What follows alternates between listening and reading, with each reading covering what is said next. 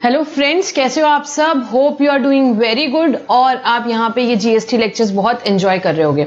ठीक है, हमने स्टार्ट किया था बेटा हमारा chapter here supply and the GST schedule 1 तक के हम पहुंच गए थे। शेड्यूल 1 तक हम पहुंच गए थे। अब हम इस लेक्चर में क्या डिस्कस करने वाले? शेड्यूल 2। उसके पहले क्विकली जस्ट 2 मिनट्स में हम रिविजन करेंगे। 2 मिनट्स में हम शेड्यूल 1 का हमने रिविजन करना है। शेड्यूल 1 में क्या पढ़ा था हमने भाई? शेड्यूल 1 में हमने पढ़ा था मैम 4 पैरा पढ़े थे। 4 पैरा पढ़े थे। कौन से 4 पैरा थे? पैरा 1 में हमारी क्या बात हुई थी? पैरा 1 में हमारी क्या बात हुई थी भाई? शेड्यूल 1 में सबसे पहले आए कहां से थे? 7(1)(c). 7(1)(c) ने क्या बोला था? Activities to be treated as supply even if made without consideration as specified in schedule 1। तो हम वहां से शेड्यूल 1 में आए। शेड्यूल 1 में 4 पैरा थे। पैरा 1 ने क्या बोला? Permanent transfer or disposal of business assets where ITC has been availed. ITC अगर आपने अवेल किया है और ऐसे बिजनेस के एसेट को परमानेंटली ट्रांसफर या डिस्पोज ऑफ किया है इवन विदाउट कंसिडरेशन, तो उसे सप्लाई बोला जाएगा। ठीक है, देन पैरा 2 आया। पैरा 2 ने क्या बोला? पैरा 2 ने बहुत सिंपल बोला, supply of what? Supply of goods as well as service. Supply of goods as well as service दोनों की बात किया उसने। किससे?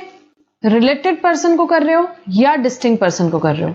सप्लाई ऑफ गुड्स और सर्विसेज बिटवीन रिलेटेड पर्सन और distinct person in the course और फर्दरेंस ऑफ बिजनेस, उसको भी क्या बोला? सप्लाई बोलेंगे। देन पैरा 3 ने क्या बोला? पैरा 3 ने बोला कि भाई सप्लाई ऑफ गुड्स की बात करते हैं। गुड्स की बात करते हैं अगर प्रिंसिपल ने एजेंट को गुड्स दिए हैं और वो आगे सप्लाई कर रहा है, या एजेंट ने प्रिंसिपल के बिहाफ में प्रोक्योर किए और वो आगे सप्लाई कर रहे हैं, तो उसे भी क्या बोल देंगे? Supply even if made without consideration.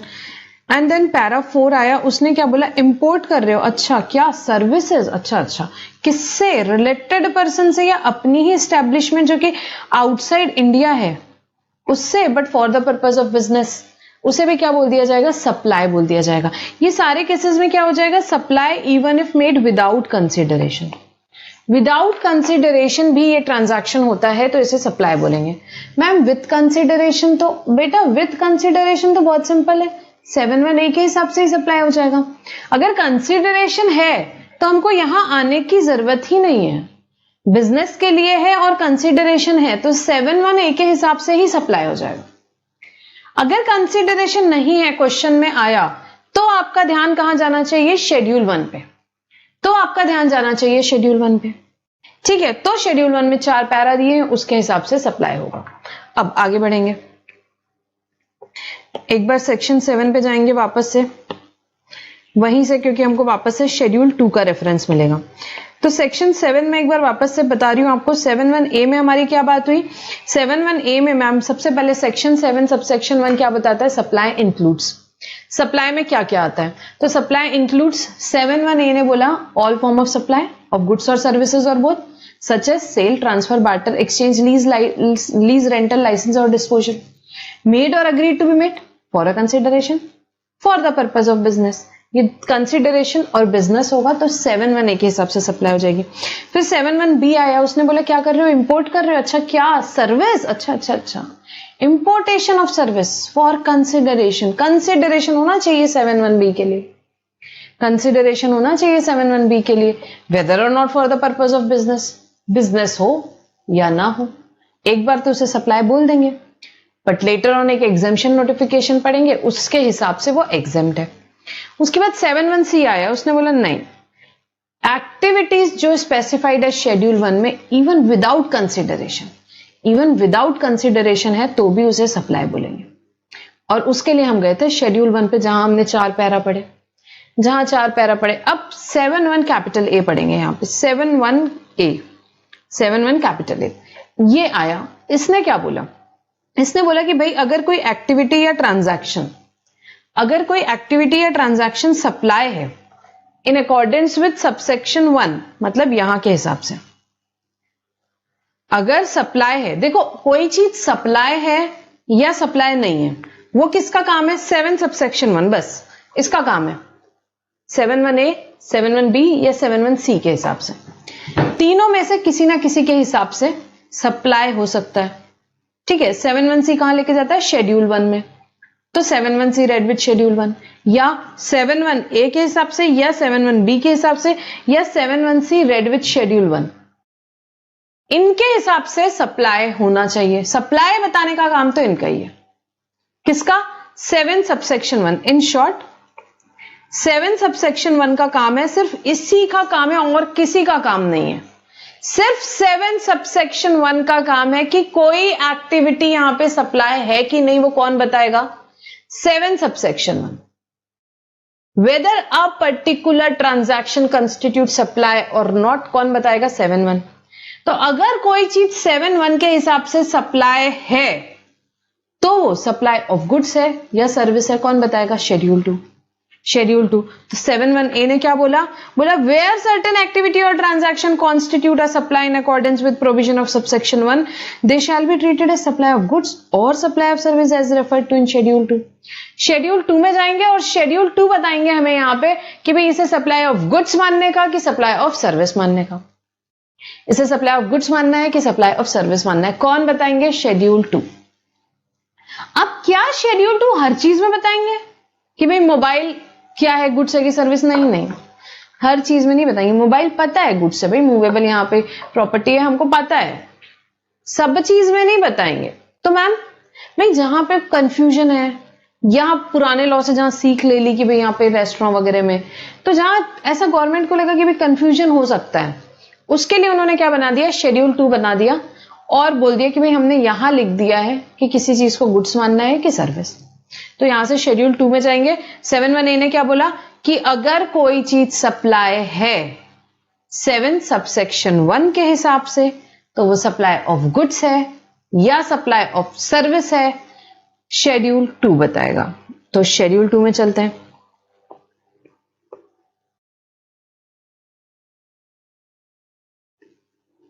Schedule 2 क्या बोलता है देखते हैं।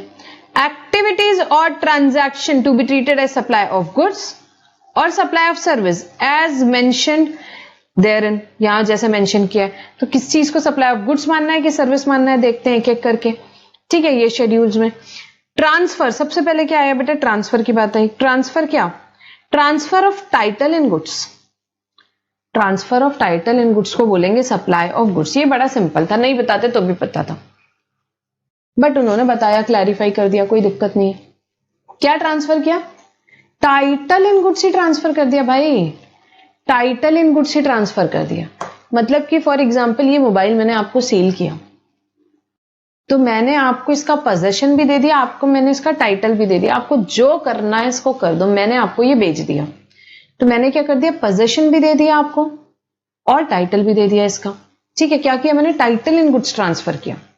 सो फॉर एग्जांपल नॉर्मल सेल का transaction, mister Praveen sells readymade garments to its customer, customers को रेडीमेड गारमेंट्स दे दिया, उसके बाद उनको वो खुद यूज करना है, किसी को गिफ्ट देना है, जो भी करना है वो करे। मैंने मोबाइल आपको बेच दिया, आपने मुझे पैसे दे दिए, मैंने आपको उसका टाइटल दे दिया। अब आपकी इच्छा है, आपको जो करना है करो, गिफ्ट करना है करो, यूज करना है करो, डोनेट करना है करो, आपको जो करना है करो। टाइटल आपका, प्रॉपर्टी आपकी, आपकी इच्छा, आप ओनर हो चुके हो आप। तो जब मैं टाइटल इन गुड्स ट्रांसफर करती हूँ कि भाई मैंने पोजेशन भी दे दिया आपको वो गुड्स का, ठीक है, और मैंने आपको वो गुड्स बेच दिए यहां पे फॉर एग्जांपल, तो क्या होगा उस केस में? इसे क्या बोला जाएगा? Supply of goods. बहुत सिंपल है ये, supply of goods. Next, transfer of title in goods. मैंने टाइटल इन गुड्स ट्रांसफर जरूर किया है अंडर एन एग्रीमेंट, एक एग्रीमेंट के under, which stipulates that property in goods shall pass at a future date, जो ये बोलता है कि प्रॉपर्टी एक फ्यूचर डेट पे आपको मिलेगी, अभी नहीं। Upon payment of full consideration, जब आप पूरा पैसा दे दोगे। मैं आपको गुड्स का टाइटल ट्रांसफर करूंगी, बट कब? एक कोई फ्यूचर डेट पे जब आप पूरा पैसा दे दोगे। Isn't it higher purchase transaction? मैं आपको दूंगी टाइटल, बट कब दूंगी? आगे। फॉर एग्जांपल 5 इंस्टॉलमेंट है, आपने 5 इंस्टॉलमेंट भर दी, पूरा पेमेंट कर दी, अब 5वें इंस्टॉलमेंट के बाद आपका टाइटल, आपका टाइटल। तो इस ट्रांजैक्शन को क्या बोलेंगे? ये भी सप्लाई ऑफ गुड्स है, क्योंकि अल्टीमेटली टाइटल तो ट्रांसफर हो रहा है, फ्यूचर डेट पे हो रहा है, बट टाइटल तो ट्रांसफर हो रहा है। ठीक है, एग्जांपल देखते हैं। Dhruv capital supplied goods on hire purchase basis to customer, हमने देखा ये, यहाँ पे हायर परचेज ट्रांजैक्शन कवर होते हैं। जब हायर परचेज पे यहाँ पे आप कस्टमर्स को दे रहे हो तो क्या होगा? ये टाइटल इन गुड्स ट्रांसफर किया आपने, टाइटल इन गुड्स ट्रांसफर किया आपने हायर परचेज पे एट अ फ्यूचर डेट भले, बट वो क्या होगा, सप्लाई ऑफ गुड्स। शेड्यूल तो बहुत सिंपल है, और इसमें ना क्या आता है मैं आपको बता रही हूँ, सिंपल सा क्वेश्चन आता है एग्जाम में। कैसे क्वेश्चन आते हैं इसमें, एमसीक्यू वाले बड़े क्वेश्चन आते हैं कई, जैसे कि transfer of title in goods will be regarded as, option A supply of goods, option B supply of service, option C supply of goods supply of goods not supply of goods not supply of service, option D none of the above, something like this. तो आपको क्या करना है, option A supply of goods. इतने simple question आते हैं schedule 2 में, बहुत ज्यादा एमसीक्यू क्वेश्चंस पूछते हैं इसमें, ठीक है। तो हायर परचेज ट्रांजैक्शन भी क्या होगा, हायर परचेज ट्रांजैक्शन भी सिंपल सप्लाई ऑफ गुड्स है, ठीक है, क्योंकि टाइटल ट्रांसफर हो रहा है at a future date upon payment of full consideration. Next, transfer of right in goods, या तो आप राइट इन गुड्स ट्रांसफर कर रहे हो या undivided share in goods transfer कर रहे हो विदाउट ट्रांसफर ऑफ टाइटल। मैंने टाइटल नहीं ट्रांसफर किया, मैंने टाइटल नहीं ट्रांसफर किया, मैंने क्या किया, गुड्स के जो कुछ राइट हैं वो आपको दिए, या अनडिवाइडेड शेयर जो है मेरा वो दिया मैंने आपको, बट टाइटल आपको ट्रांसफर नहीं हुआ, टाइटल आपको ट्रांसफर नहीं हुआ है, तो इसे क्या बोलते हैं, क्योंकि टाइटल ट्रांसफर नहीं हुआ है इसे सप्लाई ऑफ सर्विस बोलते हैं। जैसे कि मैंने कार आपको रेंट पे दे दी 1 महीने के लिए, मैं कार यूज नहीं कर रही हूँ, मैंने बोला मैं कहीं जा नहीं रही हूँ आजकल, कार यूज नहीं कर रही हूँ, आप ले लो रेंट पे, 10,000 रुपए मंथली रेंट दे देना। आपने मुझे 10,000 रुपए मंथली रेंट दे दिया, मैंने आपको कार यूज करने दे दी, तो क्या मैंने आपको टाइटल ट्रांसफर किया? नो, मैंने आपको टाइटल ट्रांसफर नहीं किया। मैंने क्या किया, मैंने आपको गुड्स यूज करने के लिए दिए, राइट इन गुड्स दिया मैंने आपको, राइट डेफिनेटली दिया, 1 महीने का राइट दिया कि मैं आपको गुड्स यूज करने का राइट दिया है। तो क्या हुआ है, आपने क्या किया है, you have transferred the right in goods without transfer of title, without transfer of title, so उसे बोलते हैं सप्लाई ऑफ सर्विस, गुड्स का सप्लाई नहीं बोलते। It is very essential to differentiate between goods and service. कोई transaction supply of goods है कि supply of service है, बहुत ज्यादा इंपॉर्टेंट है ये देखना, ठीक है। ये हम नेक्स्ट स्टेप पे आ गए। पहला स्टेप क्या है कि भाई कोई ट्रांजैक्शन सप्लाई है कि नहीं, उसके बाद आएंगे सप्लाई ऑफ गुड्स है कि सर्विस है, ठीक है। तो पहले सप्लाई तो 7.1 ने बता दिया, फिर 7.1A रेड विथ शेड्यूल 2 बताएगा कि कोई चीज सप्लाई ऑफ गुड्स है कि सर्विस है, ठीक है। तो मैंने आपको क्या दिया यहाँ पे, मैंने आपको यहाँ पे यूज करने के लिए मेरी कार दी है, 10,000 रुपए मैंने आपसे कंसिडरेशन लिया है, ठीक है, मेरे बिजनेस की कार है, तो क्या हो जाएगा, सप्लाई ऑफ सर्विस हो जाएगा, सप्लाई ऑफ सर्विस हो जाएगा। तो राइट इन गुड्स और undivided share in goods. Now transfer of undivided share in goods, इसका मतलब क्या है, एग्जांपल से समझेंगे। देखो यहां पे mister Palash and mister Aditya, mister Palash and mister Aditya are joint owner of a movable property, एक मूवेबल प्रॉपर्टी दोनों जॉइंट ओनर है। मिस्टर पलाश ने क्या किया, उनका शेयर किसको दे दिया, मिस्टर चेतन को दे दिया, अपना शेयर मिस्टर चेतन को दे दिया, ट्रांसफर कर दिया। सो ये क्या है भाई, एक प्रॉपर्टी पे 2 लोगों का जॉइंट ओनर थे, 2 लोग जॉइंट ओनर थे, एक जने ने किसी तीसरे को अपना शेयर दे दिया। This is what transfer of undivided share in goods. Transfer of undivided share in goods without transfer of title, it is called as supply of service. Supply of service, यहां पे 2 चीजें यूज की, देखो 2 बातें करिए यहां इस पॉइंट में। क्या, एक तो राइट इन गुड्स ट्रांसफर करते हो, राइट इन गुड्स ट्रांसफर करते हो, या undivided share in goods transfer करते हो। एग्जाम में आपको डायरेक्टली पूछते हैं, इस पे तो क्वेश्चन डायरेक्टली भी आया हुआ है कि transfer of undivided share in goods will be treated as supply of goods और supply of service, neither supply of goods nor supply of service, none of the above. So this is supply of service. क्या right in goods transfer कर रहे हो या undivided share in goods transfer कर रहे हो, या undivided share in goods transfer कर रहे हो। तो जो फर्स्ट पैरा था बेटा किससे रिलेटेड था, ट्रांसफर से रिलेटेड। यहां पे क्या क्या बातें हुई, transfer in title in goods, transfer of title in goods क्या होता है, supply of goods, transfer of title in goods but at a future date upon payment of consideration, full consideration, example hire purchase, that is also supply of goods. Then यहां पे तीसरी बात किसकी हुई, transfer of right in goods और undivided share in goods. Right in goods या undivided share in goods transfer कर रहे हो without transfer of title, without transfer of title, तो क्या होगा, सप्लाई ऑफ सर्विस। तो क्या होगा, सप्लाई ऑफ सर्विस। तो ये क्या था, ट्रांसफर से रिलेटेड पॉइंट्स थे, ट्रांसफर से रिलेटेड पॉइंट थे। अच्छा, अब दूसरी चीज, अब हम आगे के पॉइंट पढ़ेंगे, बहुत सारी जगह इमूवेबल प्रॉपर्टी का रेफरेंस आएगा। आपको तो बहुत अच्छे से पता है इमूवेबल प्रॉपर्टी किस में आती है, सर्विस में, सर्विस में। पर गवर्नमेंट ने बहुत अच्छे से क्लैरिफाई कर दिया इसको शेड्यूल 2 में भी, शेड्यूल 2 में भी। अच्छा, इमूवेबल प्रॉपर्टी सर्विस में एक फर्स्ट लॉजिक से कैसे आती है मैम, क्योंकि goods means any kind of movable property and service means anything other than goods. That means immovable property is a service, ये हमने पढ़ा है और शेड्यूल 2 में भी बहुत ज्यादा क्लैरिफाई किया हुआ है, बहुत जगह क्लैरिफाई किया हुआ है। और जो चीजें शेड्यूल 2 में क्लैरिफाई की है वो अगर एग्जाम में पूछे तो आपको शेड्यूल 2 का रेफरेंस जरूर देना है, जरूर देना है, याद रखना है शेड्यूल और शेड्यूल 2 का रेफरेंस देना है। अब लैंड और बिल्डिंग, भाई लैंड और बिल्डिंग क्या है, मूवेबल प्रॉपर्टी है, इनसे रिलेटेड ट्रांजैक्शन आएंगे तो नेचुरली मैम सर्विस से ही बात आएगी। देखते हैं लैंड का, सबसे पहले लैंड को लीज पे दे रहे हो, टेनेंसी, ईजमेंट, लाइसेंस, ये अलग अलग टाइप के बेटा जो लैंड को लीज पे देते हैं उसी के अलग अलग वर्ड्स यूज करते हैं, थोड़ा थोड़ा डिफरेंस होता है। चाहे लीज पे दे रहे हो, चाहे टेनेंसी पे दे रहे हो, चाहे लैंड को लीजमेंट पे दे रहे हो, ईजमेंट पे दे रहे हो, लाइसेंस दे दिया लैंड का, तो इनमें से कुछ भी करो वो क्या होगा, सप्लाई ऑफ सर्विस होगा। ठीक है, lease, tenancy, easement, licence to occupy land, एक लैंड को ऑक्यूपाई करने के लिए आप कुछ भी ये चीजें करो, लीज, लाइसेंस, उसे क्या बोलते हैं, supply of service, supply of service. Lease agreement for land, this is called as supply of service. तो एग्जाम में सिंपल ऐसे ही पूछता है, lease agreement for land is what, supply of good, supply of service, तो आपको बताना है क्या है, ये सप्लाई ऑफ सर्विस है। ठीक है, next lease letting out of building, building है आपके पास, फॉर एग्जाम्पल कोई यहां पे आपके पास कमर्शियल बिल्डिंग है, ठीक है, आपने क्या किया, उसको लीज पे दे दिया, रेंट पे दे दिया, लेट आउट कर दिया।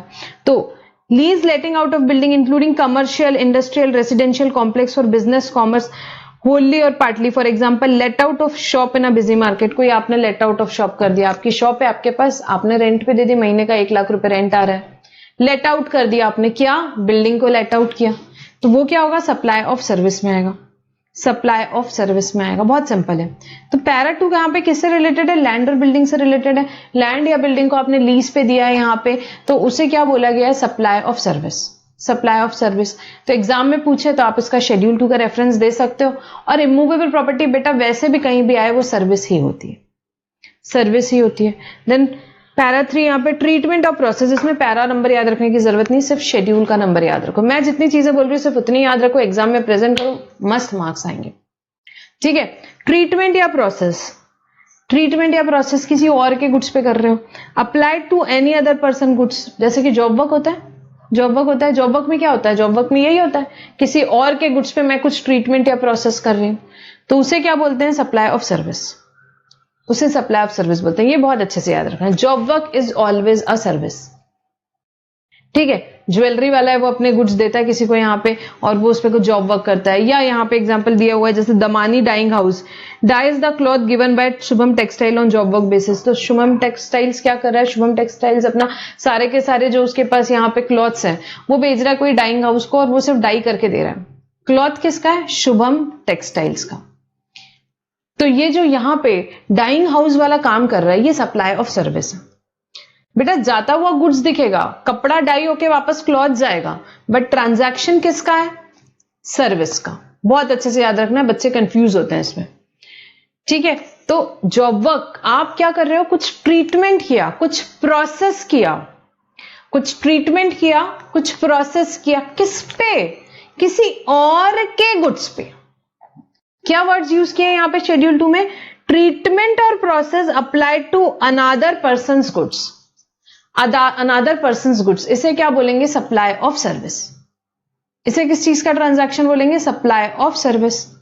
ठीक है, नेक्स्ट देखेंगे transfer of business asset, business का एसेट ट्रांसफर कर रहे हो, बिजनेस का एसेट ट्रांसफर कर रहे हो, इसे क्या बोलेंगे देखते हैं। Goods forming part of business asset are transferred disposed of by or under the direction of a person carrying on the business so is no longer to form part of those assets। भाई business का मेरा asset है, यहां पे मैं क्या कर रही हूं, उसको ट्रांसफर या डिस्पोज ऑफ कर दिया मैंने, ट्रांसफर या डिस्पोज ऑफ कर दिया, तो उसे बोलेंगे supply of goods, supply of goods. Only if it is supply, देखो ये सारे ट्रांजैक्शंस में ये याद रखना है कि only if any transaction is supply as per 7(1) either A, B or C, then only we have to determine whether it is supply of goods or supply of service as per 7A read with schedule 2।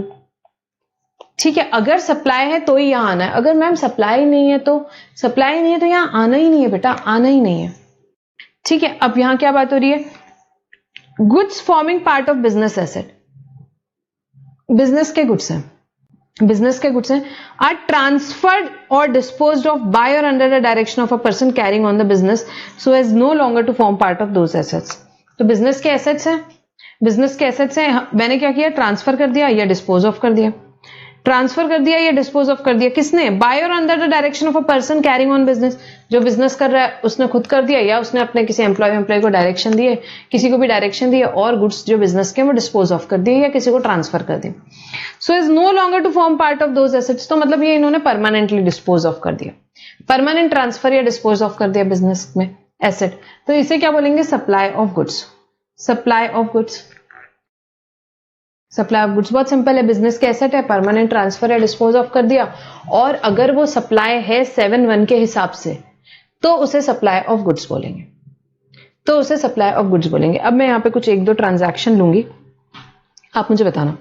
Business का asset है मेरा laptop, मैंने transfer कर दिया या कुछ यहां पे सेल कर दिया, कंसिडरेशन 1 लाख रुपीज में सेल किया मैंने, तो क्या ये ट्रांजैक्शन मेरा बिजनेस का लैपटॉप है या क्या ये ट्रांजैक्शन सप्लाई है? Whether it is supply, yes ma'am it is supply, yes. As per which section, किसके हिसाब से सप्लाई है मैम? 7(1) के हिसाब से ही सप्लाई हो गया, क्यों?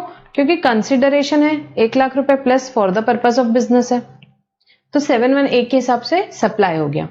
अच्छा, अब अगर कोई ट्रांजैक्शन सप्लाई है, अब अगर कोई ट्रांजैक्शन सप्लाई है तो वो सप्लाई ऑफ गुड्स है कि सर्विस है, किसका काम है बताने का?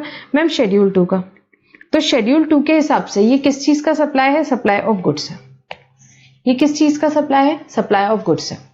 ठीक है, तो आपको कैसे एग्जाम में भी केस स्टडी आएगी तो ऐसे ही लिखना है, आपको सिर्फ इतनी सी केस स्टडी दे देंगे कि भाई लैपटॉप है, कंसिडरेशन 1 लाख में सेल हुआ, तो वेदर इट इज सप्लाई और if it is supply so it is supply of goods और सर्विस, तो आपको ये पूरा आंसर लिखना है कि yes it is supply as per 7(1) as per 7(1) if there is consideration and it is for the purpose of business the transaction will constitute supply, so it is supply as per 7(1)(a।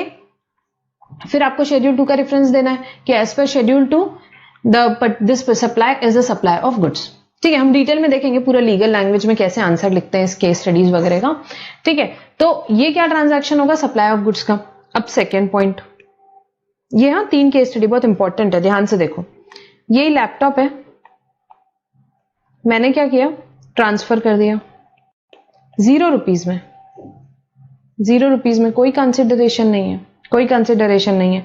जब मैंने purchase किया था तब मैंने ITC avail किया था, same वही हमारा एग्जाम्पल, इनफैक्ट वो होगा ही ड्रॉ, तो मैं उस पर ही जाती हूँ वापस से।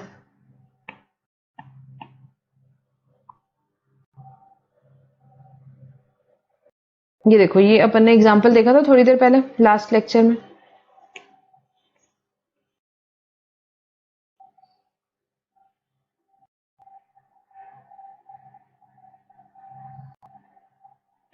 चलो रहने दो, ठीक है। ये देखा था हमने लास्ट लेक्चर में, क्या था? याचना ने लैपटॉप क्या किया था? डोनेट किया था चैरिटेबल इंस्टीट्यूट को 0 रुपीज में, परचेज किया था तब 18,000 आईटीसी लिया था, तो क्या ये ट्रांजैक्शन सप्लाई है? यस।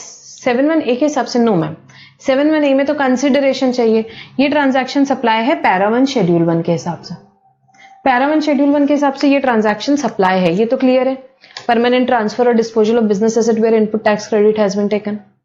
ठीक है, अब ये सप्लाई ऑफ गुड्स है कि सर्विस है, ये कौन बताएगा? शेड्यूल 2। तो शेड्यूल 2 के हिसाब से ये क्या है? Supply of goods, supply of goods. ठीक है, ये हमने ऑलरेडी पढ़ा था, ये हमने बस एक स्टेप आगे गए कि इसे अगर ये सप्लाई है तो क्या होगा? Supply of goods.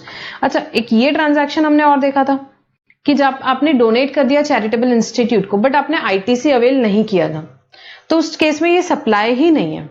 It is not supply as per neither as per 7(1) nor as per 7(1)(c read with schedule 1।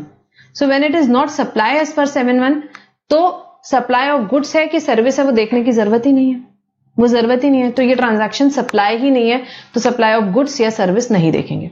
पहले लोगों को कंफ्यूजन था कि शेड्यूल 2 के हिसाब से अपने आप इसको सप्लाई बोल देंगे क्या, तो नहीं, गवर्नमेंट ने क्लैरिफाई किया कि इस ट्रांजैक्शन को सप्लाई ऑफ गुड्स नहीं बोलेंगे शेड्यूल 2 के हिसाब से। शेड्यूल 2 में सिर्फ तभी आना है अगर सप्लाई है 7(1) के हिसाब से। ठीक है, तो दिस इज नॉट सप्लाई, तो यहां पे schedule 2 not applicable only. Schedule two not applicable only, ठीक है। If any transaction is not supply, schedule two is not applicable.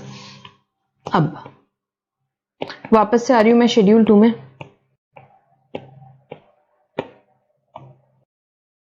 क्या पढ़ रहे थे हम?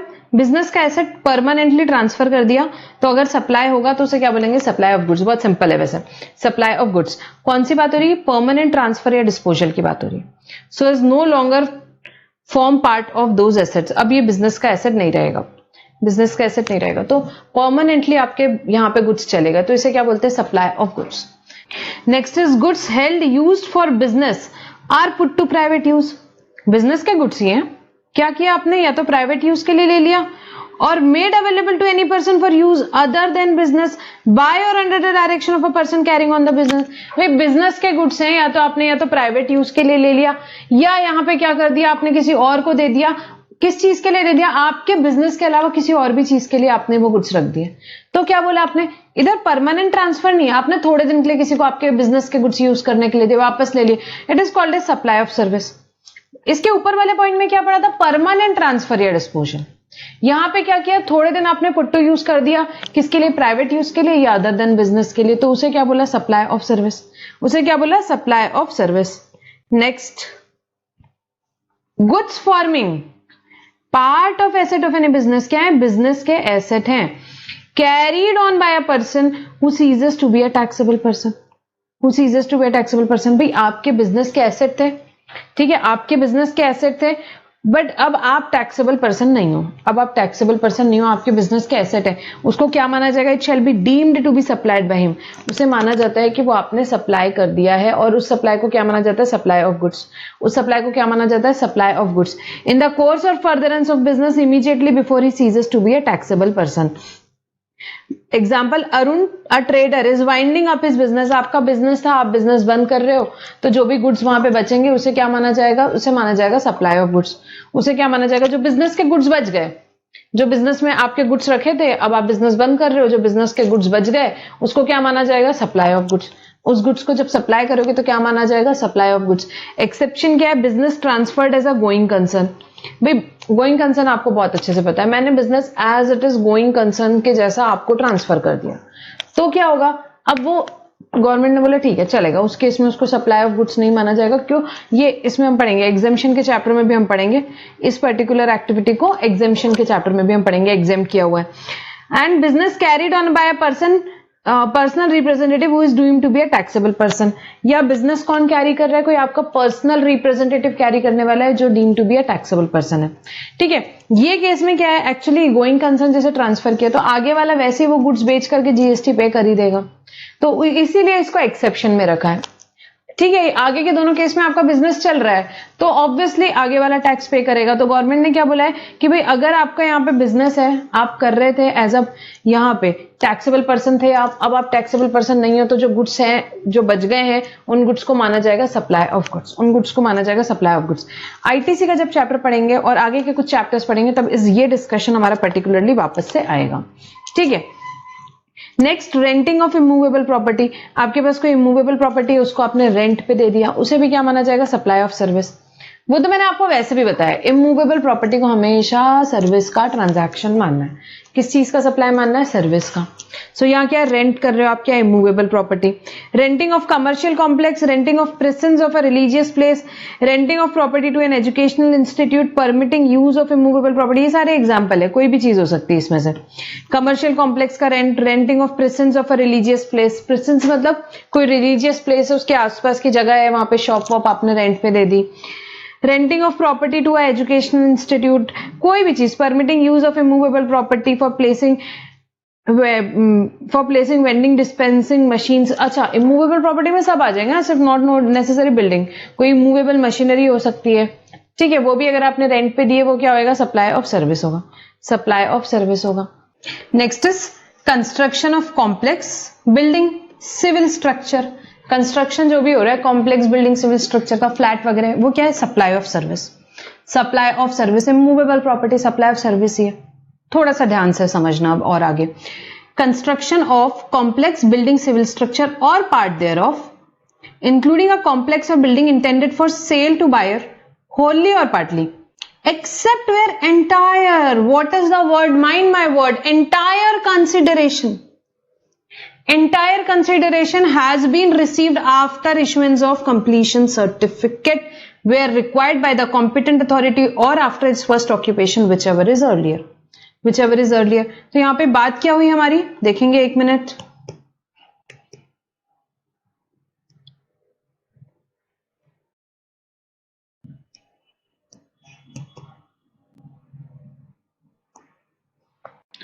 क्या बात है, construction of complex building civil structure except where entire consideration has been received after issuance of completion certificate और first occupation whichever is earlier. मतलब क्या हुआ भाई, देखो फॉर एग्जांपल यहां पे बिल्डिंग बन रही हो, क्या बन रही है, बिल्डिंग.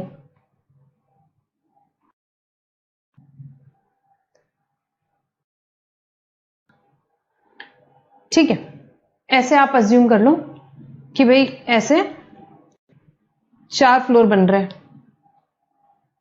ऐसे 4 फ्लोर बन रहे हैं, 4 फ्लोर में आप समझ लो 12 फ्लैट्स हैं. अब ये फ्लैट्स मेरे बिक गए, कब तक, बिफोर कंप्लीशन सर्टिफिकेट. मेरा कंप्लीशन सर्टिफिकेट आया है, आप समझ लिए 1 जनवरी 2021. इस दिन मेरा क्या आया है, कंप्लीशन सर्टिफिकेट. कॉम्पिटेंट अथॉरिटी देती है कंप्लीशन सर्टिफिकेट, तो मेरा 1 जनवरी 2021 को कंप्लीशन सर्टिफिकेट आया.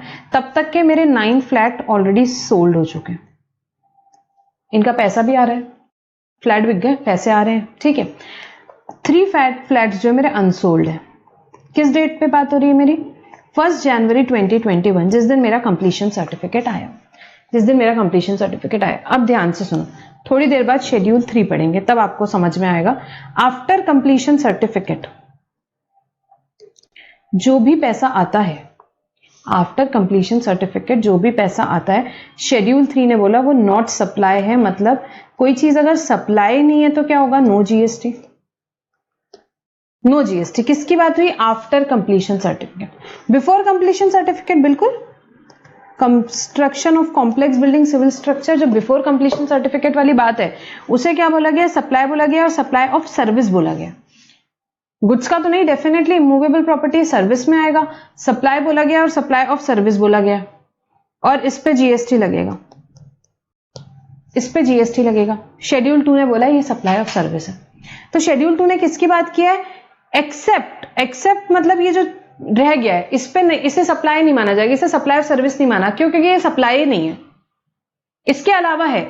इसके अलावा मतलब बिफोर कंप्लीशन सर्टिफिकेट. वापस से पढ़ेंगे, construction of complex building civil structure except where entire consideration has been receive. मतलब एक्सेप्ट जहां पे एंटायर कंसिडरेशन मतलब पूरा पैसा कब मिला है, after issuance of completion certificate, या तो कंप्लीशन सर्टिफिकेट इशू होने के बाद, या first occupation whichever is earlier. अब इन्होंने फर्स्ट ऑक्यूपेशन लिखा है, बट प्रैक्टिकली फर्स्ट ऑक्यूपेशन का मतलब नहीं निकलता. क्यों, क्योंकि कंप्लीशन सर्टिफिकेट के बाद ही फर्स्ट ऑक्यूपेशन मिलता है. जब कंप्लीशन सर्टिफिकेट मिलता है बिल्डर को, उसके बाद ही फर्स्ट ऑक्यूपेशन होता है. सो व्हिचएवर इज अर्लियर, तो अर्लियर हमेशा वैसे इशुएंस ऑफ कंप्लीशन सर्टिफिकेट ही रहेगा. ठीक है, इसलिए ऐसा बोलते हैं आफ्टर कंप्लीशन सर्टिफिकेट अगर आप फ्लैट कोई खरीद रहे हो उस पर जीएसटी नहीं लगेगा. क्यों, क्योंकि शेड्यूल 3 के हिसाब से वो सप्लाई नहीं. Before completion certificate supply of service. ठीक है, तो आपको सिंपल वर्ड्स में अगर याद रखना है तो आप सिर्फ इतना याद रखो, before completion certificate construction of complex building civil structure supply of service. After completion certificate अगर कुछ सेल होता है तो that is not supply only. ठीक है, बहुत सिंपल है ये. शेड्यूल 3 पढ़ेंगे तब वापस से इस पॉइंट पे आएंगे. Next, temporary transfer of permitting use और enjoyment of IPR intellectual property right. Temporary transfer कर रहे हो, क्या कर रहे हो, टेम्परेरी ट्रांसफर कर रहे हो. क्या, आईपीआर, पेटेंट्स फॉर एग्जांपल, उसे भी क्या बोला, सप्लाई ऑफ सर्विस है. ठीक है, next, development, design, programming, customisation, adaption, upgradation, enhancement, implementation of IT software. IT software का क्या क्या बोल दिया, development, design, programming, customisation, adaption, upgradation, enhancement, implementation. तो भाई कोई आईटी सॉफ्टवेयर आप डेवलप कर रहे हो या डिजाइन कर रहे हो या प्रोग्राम कर रहे हो या कस्टमाइज कर रहे हो, एडेप्ट कर रहे हो, अपग्रेड कर रहे हो या एनहांस कर रहे हो या इंप्लीमेंटेशन हो रहा है, कोई भी आईटी सॉफ्टवेयर का कुछ कस्टमाइजेशन, डेवलपमेंट, डिजाइन वगैरह का वर्क है तो उसे क्या बोला है, सप्लाई ऑफ सर्विस. उसे क्या बोला है, सप्लाई ऑफ सर्विस। पुराने लॉ में इसमें बहुत कंफ्यूजन था, यहां पे बहुत क्लियर कर दिया गवर्नमेंट ने कि क्या किया जा रहा है। कोई भी आईटी सॉफ्टवेयर को आपने डेवलप किया, डिजाइन किया, कस्टमाइज प्रोग्रामिंग, अपडेट एडॉप्शन किया, फिर बाद में थोड़े दिन बाद आपको कुछ अपग्रेड कराना है, अपग्रेड किया, एनहांसमेंट किया, इंप्लीमेंटेशन कराया, इसे क्या बोलेंगे, सप्लाई ऑफ सर्विस। इसे क्या बोलेंगे, supply of service. ABC solution develops an accounting software for business, this is what supply of service, this is what supply of service. अच्छा, अब इसमें 2-3 चीजें ध्यान में रखना। प्रीपैक सॉफ्टवेयर जैसे मिलता है मार्केट में, भी पैक है, सीडी में मिल रहा है, डायरेक्टली खरीद लो, वो सप्लाई ऑफ गुड्स होता है। यहां क्या कवर हो रहा है, कुछ कस्टमाइजेशन है, कुछ डेवलपमेंट है, आपके लिए डिजाइन किया, प्रोग्राम किया, वो वाली बात हो रही है, वो वाली बात हो रही है। लाइसेंस टू यूज सॉफ्टवेयर दिया तो वो सप्लाई ऑफ सर्विस है, लाइसेंस टू यूज कुछ भी हो। Customise software as per your requirement, it is also supply of service. सिर्फ प्रीपैक सॉफ्टवेयर अगर आप लेकर के आते हो, भी टैली है, यहाँ पे प्रीपैक मिल रहा है, एज अ सीडी में मार्केट में मिल रहा है, तो वो क्या है, सप्लाई ऑफ गुड्स। बट कुछ development, design, programming, customisation, upgradation, ये सारे कुछ इन्वॉल्वमेंट है, तो इसे क्या बोलते हैं, सप्लाई ऑफ सर्विस बोलते हैं। इसे क्या बोलते हैं, सप्लाई ऑफ सर्विस बोलते हैं। नेक्स्ट, ठीक है, बहुत सिंपल है। यहां पे क्या है, सप्लाई ऑफ गुड्स किसे बोलते हैं, सप्लाई ऑफ सर्विस किसे बोलते हैं। अभी हम वापस से रिवाइज करेंगे, याद हो जाएगा, डोंट वरी। जैसे शेड्यूल 1 याद हुआ, ये भी याद हो जाएगा। Agreeing to obligation to refrain from an act or to tolerate any act or situation or to do anything। बेटा कुछ नहीं करने के पैसे मिलते हैं ना, कुछ नहीं करने के पैसे मिलते हैं, कोई चीज टॉलरेट करने के पैसे मिलते हैं, तो उसे भी सप्लाई ऑफ सर्विस बोला है। कुछ काम नहीं करने के पैसे मिल रहे हैं, कुछ टॉलरेट करने के पैसे मिल रहे हैं, उसे क्या बोलते हैं, सप्लाई ऑफ सर्विस बोलते हैं। यहां एक एग्जांपल दिया है, देखते हैं। Mr. A has entered into an agreement Mr. K with cable operator Mr. B।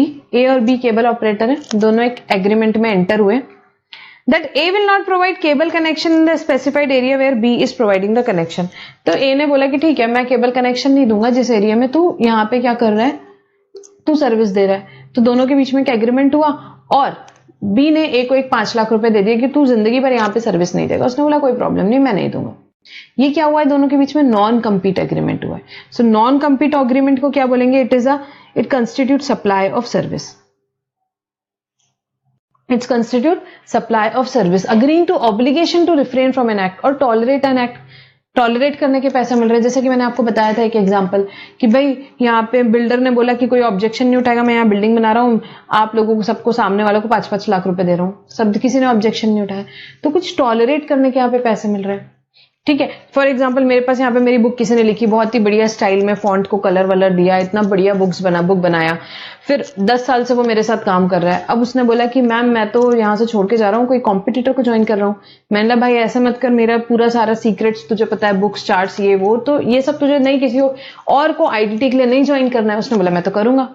मैंने कहा भाई ये ले 5 लाख रुपए ले, मत ज्वाइन करना किसी और को। तो उसने ले लिए 5 लाख रुपए। तो ये भी क्या होगा, ये सप्लाई ऑफ सर्विस होगा, नॉन कम्पीट एग्रीमेंट। मैंने उसको बोला तुझे कहीं और जाके ज्वाइन नहीं करना, उसके लिए मैंने उसको पैसा दिया, ये क्या होगा, सप्लाई ऑफ सर्विस होगा। So agreeing to obligation to refrain from an act और टू टॉलरेट एनी एक्ट और सिचुएशन और डू एन एक्ट, तो कुछ यहां पे क्या हुआ, यहां पे कुछ टॉलरेट करने के पैसे दिए जा रहे हैं, कुछ, ठीक है, कुछ टॉलरेट करने के पैसे दिए जा रहे हैं, तो वो भी क्या होगा, constitute supply of service. Transfer of right to use any goods for any purpose, very simple, कोई गुड्स को राइट टू यूज दिया है तो उसे भी क्या बोलेंगे, सप्लाई ऑफ यहाँ पे सर्विस बोलेंगे। Machinery given on hire basis, right to use goods आपने दिया है तो ये भी क्या होगा, supply of service. Next, following composite supply, work contract service. Work contract service को क्या बोला, हमेशा ये सप्लाई ऑफ सर्विस रहेगी, हमेशा सप्लाई ऑफ सर्विस होगी। वर्क कॉन्ट्रैक्ट किसका हो सकता है, कंस्ट्रक्शन का, इरेक्शन का, इंस्टॉलेशन का, टाइलिंग का, पेंटिंग का, किसी भी चीज का। But what is the important point here, immovable property का होना चाहिए, इमूवेबल प्रॉपर्टी का होना चाहिए वर्क कॉन्ट्रैक्ट। भाई उसे क्या बोला जाएगा, सप्लाई ऑफ सर्विस बोला जाएगा। एक बार वर्क कॉन्ट्रैक्ट की डेफिनेशन पे जाएंगे,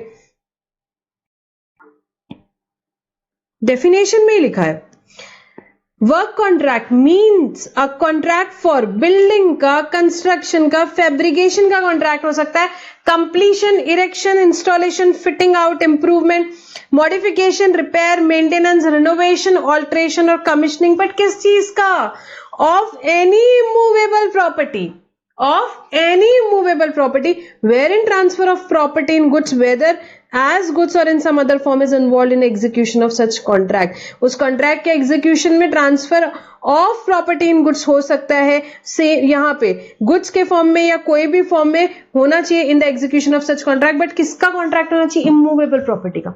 construction of immovable property हो सकता है, erection हो सकता है, installation, fitting out कुछ भी हो सकता है.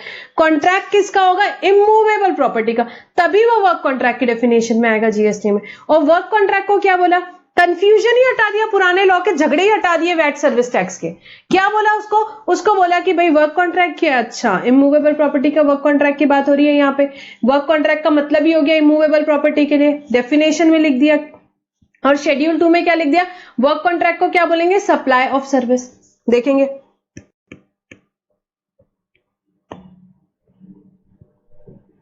वर्क कॉन्ट्रैक्ट को क्या बोला? Supply of service. Contract for movable property will not be classifiable as work contract as per definition of work contract. It covers only immovable property.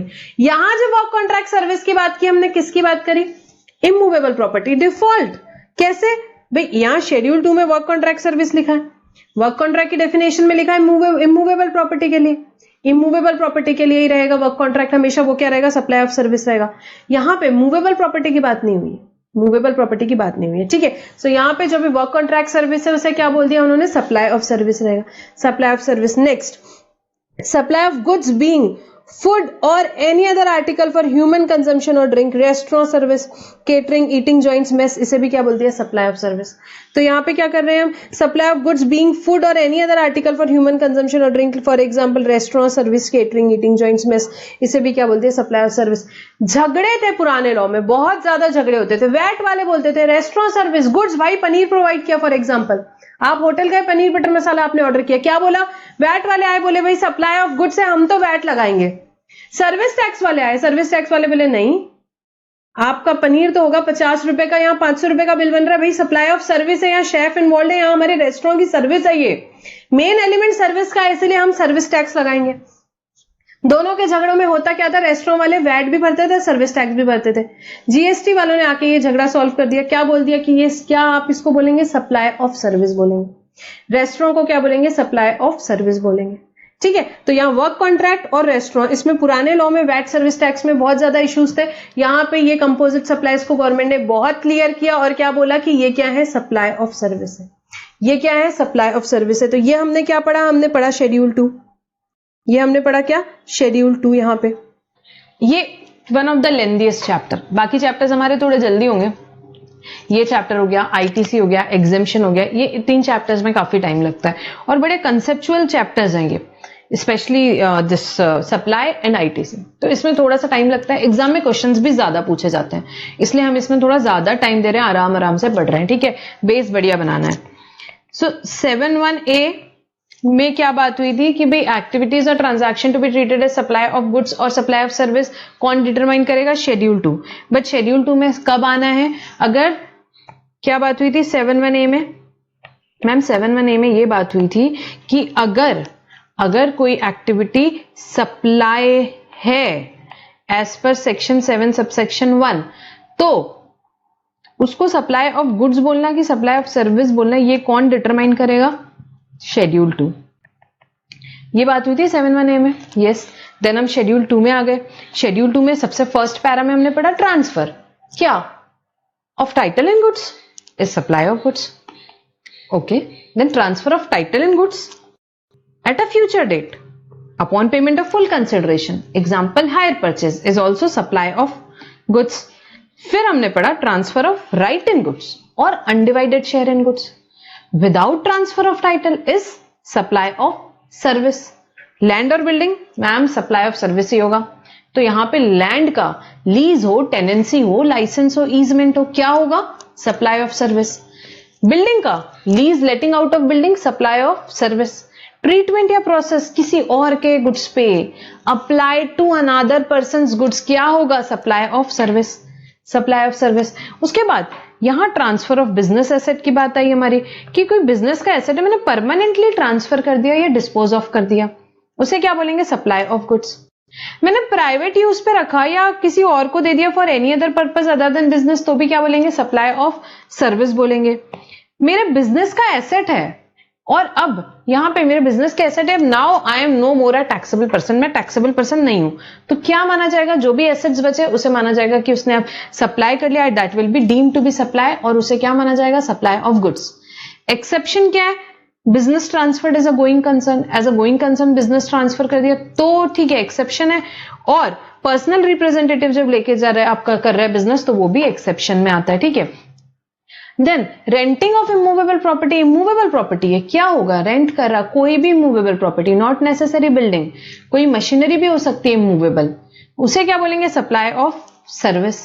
Construction of complex building civil structure क्या होगा, supply of service, except where entire consideration has been received after completion certificate और first occupation whichever is earlier, उसे supply नहीं मानते, schedule 3 में थोड़ी देर में पढ़ेंगे। अभी क्या याद रखना है, construction of complex building civil structure क्या होता है, सप्लाई ऑफ सर्विस।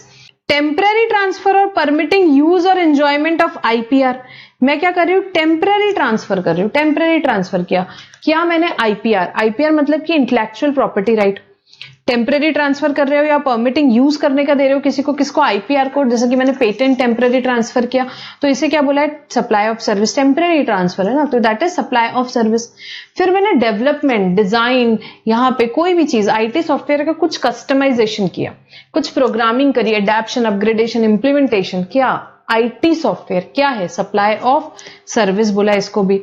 फिर agreeing to obligation to refrain from an act और टू टॉलरेट एन एक्ट और ऑब्लिगेशन और टू डू एन एक्ट, ठीक है, कुछ टॉलरेट करने के पैसे मिल रहे हैं, कुछ एक्ट करने के यहाँ पे जो पैसे मिल रहे हैं, या कुछ टॉलरेट करने के पैसे जो मिल रहे हैं, ठीक है, उसे क्या बोला, उसे बोला सप्लाई ऑफ सर्विस। देन मैं किसी को गुड्स यूज करने दे रही हूं, supply of service. Work contract, service restaurant, service. तो शेड्यूल 2 का काम क्या है, सिर्फ ये बताना कौन सी चीज सप्लाई ऑफ गुड्स है, कौन सी चीज सप्लाई ऑफ सर्विस है। अगेन 1 मिनट माइंड रिविजन, ठीक है, फटाफट।